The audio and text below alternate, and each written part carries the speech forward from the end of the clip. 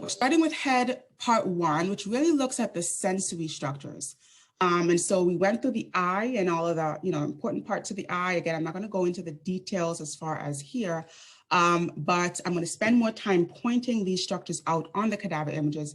But we did talk about the eye first and sort of the layers of the eye. And we did speak a little bit about some of the functionality of these structures in terms of letting light into the eye, focusing the light onto the retina, and so on, just as a way for you to put some meaning to some of these structures. And then we got to the tears, the drainage of tears, the production of tears, how they kind of wash across the eye and the various structures that are part of the lacrimal apparatus here. Then we got into the actual extraocular muscles. So these are the muscles that really move the eyeball. We've got 6 muscles, and then we've got that one muscle that's a part of the eyelid. And so these are going to be really important to view from different perspectives on the cadaver. So kind of put a highlight on these muscles and make sure that you get a good, get comfortable looking at these on the cadaver, because they're kind of small and difficult to differentiate. Here's another view of these extraocular muscles, right? So we're looking at a sagittal view, a frontal view, which is this one. And then on the cadavers, I'm going to also show a superior view. All right, then we got into the ear. Now the structures in the ear are not visible on the cadavers. And so I've also got pictures of our ear models, which are quite detailed and what we'll be using for the quizzes. So make sure that you master the structures on those models. We talked about the external ear, the middle ear, the inner ear, the important bony components here. So that would be the ossicles, right? Make sure that you know the ossicles, not just in terms of how they look together, but how they look separately as separate bones. Because I can just put, the incus alone, and you should be able to, identify the incus based upon its shape. Then we get into the inner ear, which is the labyrinth. Here we've got the cochlea and the semicircular canals. Together, this forms the vestibular apparatus. And so we've got these couple of structures here that, again, I'll show you a little bit better on some of our models. This is really the hearing and balance component, which is traveled on the vestibulocochlear nerve. And then we got to the nose, not a lot here. Some structures we saw before, such as the nasal septum. We've got the nasal vestibule, and then the choanae, which are really the openings into the pharynx. And then the eustachian tube. This is also appreciated as a part of the middle ear. So again, I'll point this out on the model, but make sure you're making that ear and throat connection. So the middle ear is connected to the pharynx via this tube. And then we've got the sinuses. Again, I'll point these out on the cadaver. They're not all visible, but I point the ones that are out. And then the last thing we looked at were a few of the facial muscles. So temporalis, the masseter, the buccinator, and then the orbicularis oculi and oris. So the muscles of mastication and the eye and mouth muscles. Okay, so those are the structures, and I'll kind of pause here and see what questions you have. If you have any questions, I can address those now, and then we'll get into some of these images where I can point out some of these structures. Okay, so I'm seeing a question here. Is the tympanic cavity filled with fluid? It's not filled with fluid. The tympanic cavity has the opening to the pharyngotympanic tube or the auditory tube, as well as the ossicles. The tympanic cavity is also called the middle ear. Those terms are synonymous, okay? So it's not filled with fluid. It's bordered by the eardrum on one end and by the stapes pressed against the oval window on the deeper end, okay? Any other questions? Okay, so let's kind of start here with this frontal view. So this is an anterior view of a frontal section. So picture that you took someone's face, as gruesome as it sounds, and you slice the front of it off, and you're looking anteriorly at the front of that face. And so structures we can appreciate here are not too many, but we can see the vestibule. I'll be making a few markups here on this. So we can see the vestibule, which are the openings to the nose. We can also appreciate the white of the eye. Remember, the white is called the sclera. And while we can understand that the cornea is going to be the anterior transparent layer here, we can't really distinguish the cornea here from the iris, okay? What we can clearly distinguish is the sclera from the other eye structures. If we were to flip this section around, we would see a posterior view of a frontal section. All right, so we're looking at that same slice of someone's face off, but we're looking at it from a posterior view here. And that's going to be important in terms of determining right from left, right? So if we're looking at the back of the face, the right side is going to be on your right. So this is going to be the right side of that image on that cadaver structure. And then the left side will also be on your left, right? So just bear that in mind. Whereas on this image, this is the left side and this is the right. So looking at that posterior view of this section, there are a couple of structures we can appreciate here. We've got the frontal sinuses, right? Both sides, frontal sinus. Again, make sure you're appreciating left versus right. So left frontal sinus, right frontal sinus, left frontal sinus. We can also appreciate the retina here. So this thin peeled layer is called the retina, right? This is that sensory layer that is a part of the posterior wall of the eye. And then we can also appreciate the lens internally here, okay? We've also got some of the extraocular muscles, and I'm going to show you these a little bit better on another image, but we can want to appreciate the cut surface of these extraocular muscles that are running around the eyeball.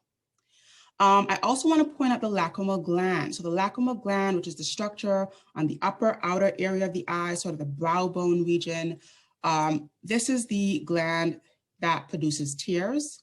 And we can appreciate that on either side here. And then here's that cut surface of the eyeball. So this would be sclera, right? That white fibrous outer layer of the eyeball. And then we can also appreciate some of the other muscles here. So this would be the medial rectus muscle. Here's the inferior rectus muscle. Here's the superior rectus muscle. And then we can appreciate the other muscles in the region. So the superior oblique muscle. And this muscle is probably best seen on a superior view. So I'm going to show this to you again on a superior view. That's the superior oblique muscle. And then the inferior oblique muscle. Now, these muscles are not running straight the way that the rectus muscles are. These are running more at an angle, all right? And then the final muscle here is levator palpebrae superioris, which is this guy on top. Remember, that's going to run over top superior rectus, right? So let me kind of just say that one more time here. So we've got medial rectus on the medial end. Lateral rectus is sort of intertwined here. We can't really differentiate it from the lacrimal gland, but it would be on the side. Inferior rectus is going to be at the bottom. Superior rectus is at the top. And then over top superior rectus, we've got the the levator palpebrae superioris. And then we also want to appreciate the inferior oblique, which is at the bottom right here. Okay, other things we can see on this image is the nasal septum. So here's the nasal septum, which is helping to divide our nasal cavity into left and right. This is just the superior posterior aspect of that nasal septum. And then the maxillary sinuses can be appreciated here, the anterior aspect at least. And again, these are these air-filled cavities within the skull. They help to provide aeration in the skull. They help to provide resonance to the voice. And so we've got the frontal ones that I pointed out earlier, and then the maxillary ones, which are really around the cheek region here. Okay. All right, let's move on. Here's a zoomed in view of these muscles, right? So pretty much everything we said on that previous slide, but just a closer view here. We can really appreciate the difference between the superior rectus and levator palpebrae, and then the medial rectus, inferior oblique. On this side, we've got the lens here, the retina here. And remember, in between the sclera, which is this white part of the eye, and the retina, which is that inner sensory layer, this is the choroid, this dark region. This is the vascular part of the eyeball. It's going to provide nourishment, blood vessels, and so on. And it's the layer that's in between the retina and the outer fibrous sclera. Okay, let's keep going here. Oops. All right. Here is the rest of that face. So this is going to be what was left behind after you sliced that face off.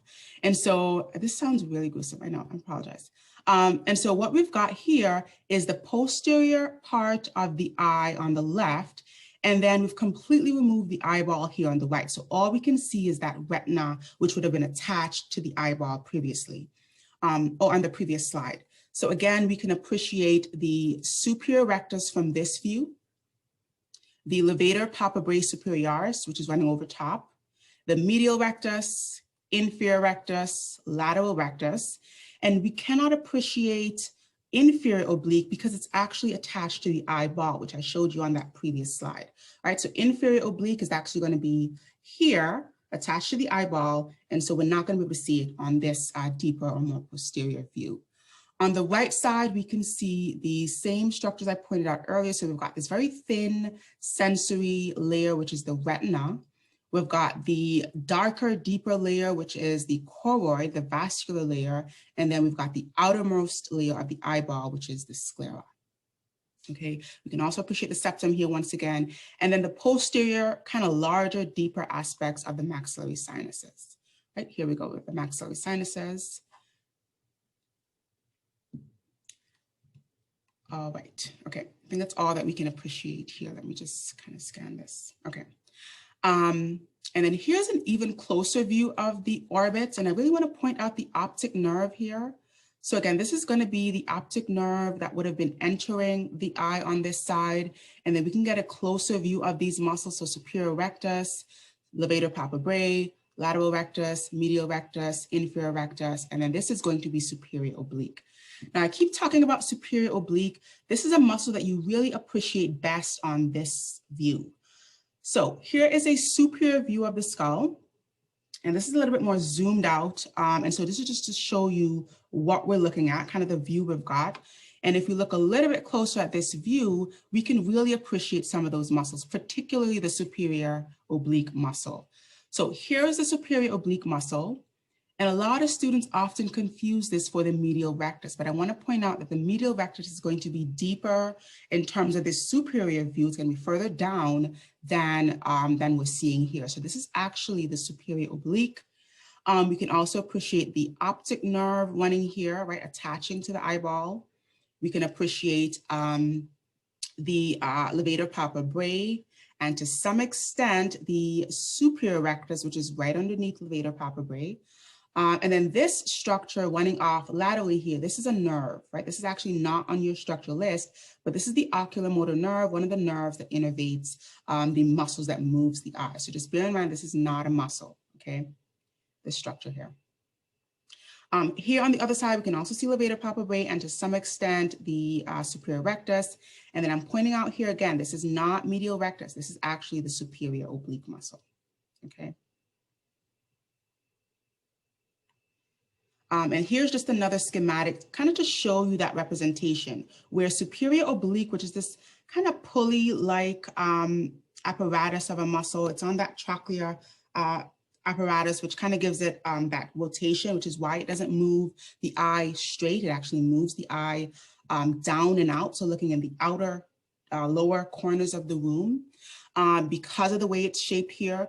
But what I really want to point out is how it's above the medial rectus. So medial rectus is deeper in terms of that superior view, and then superior oblique is going to be on top of the medial rectus. And then we can see the other muscles here, the cut surface of levator palpebrae, superioris, the cut surface of superior rectus, and then we've got the lateral rectus, which you can see here, and then optic nerve.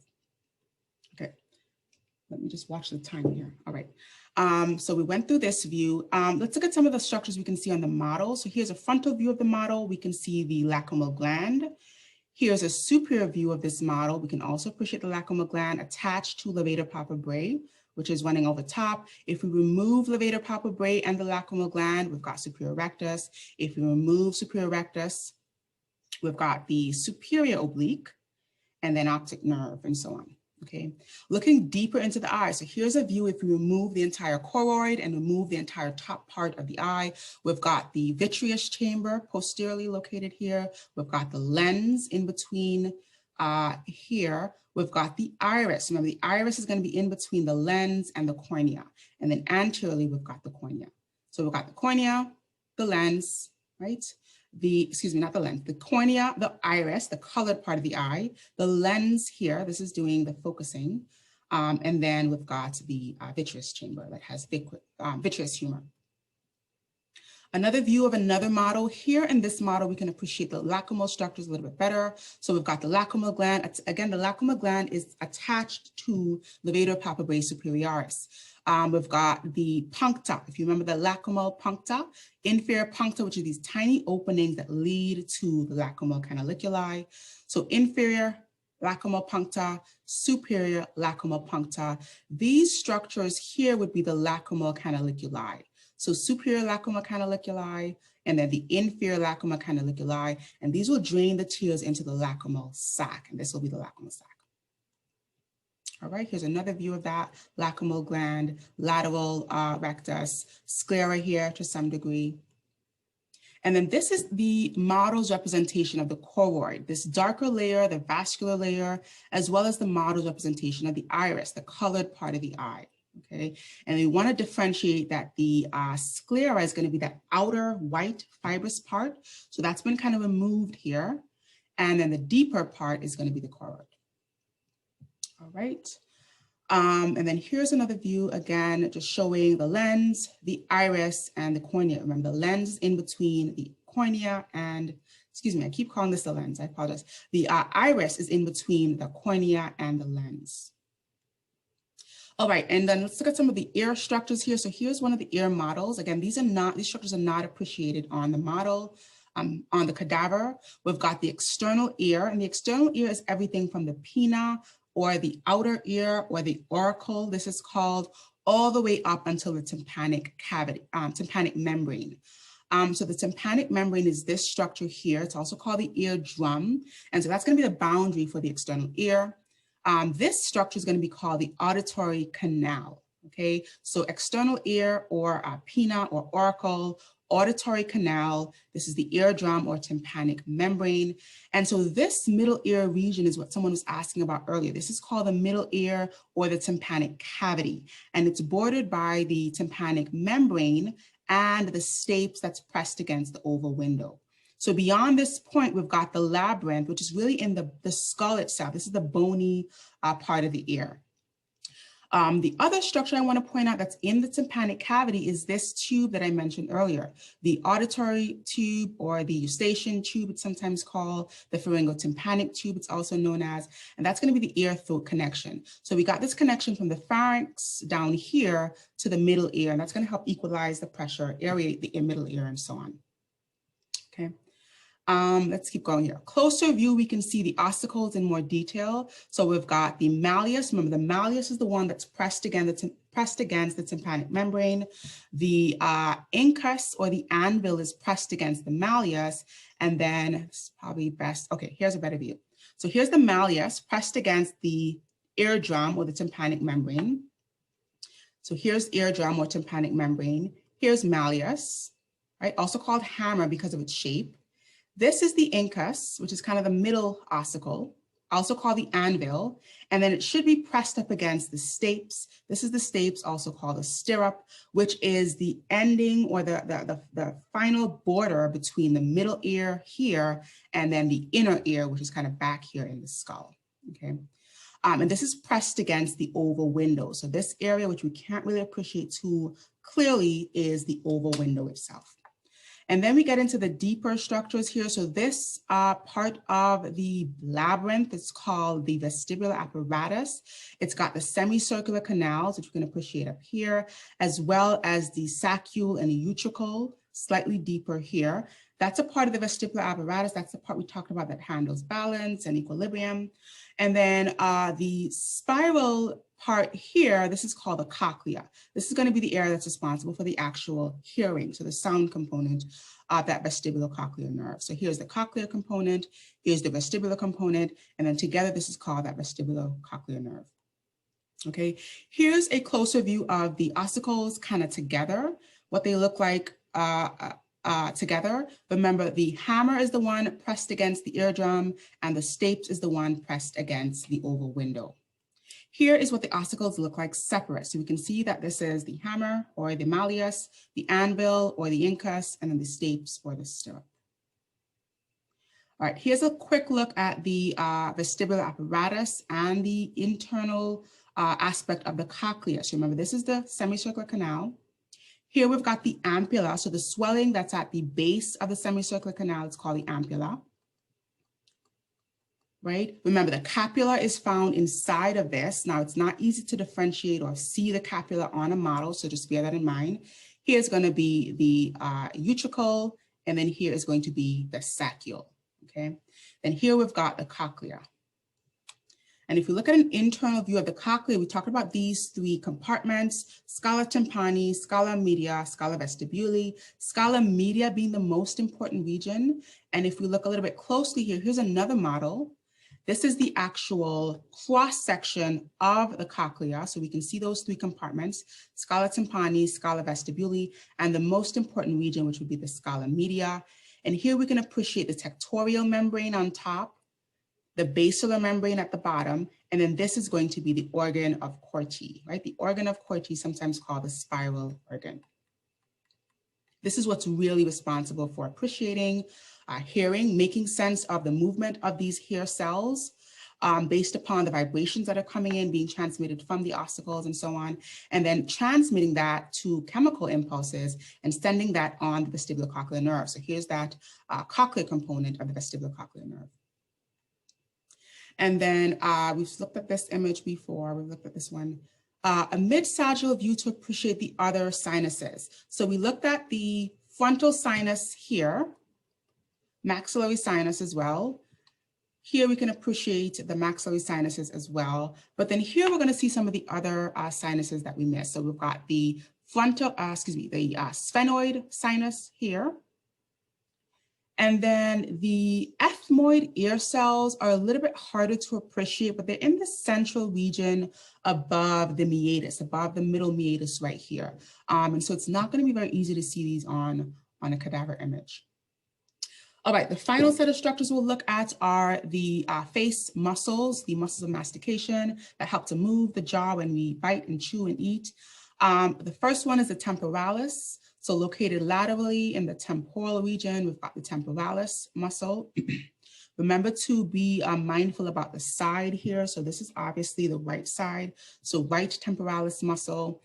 We also want to appreciate the masseter. So the masseter is kind of this more vertical muscle here.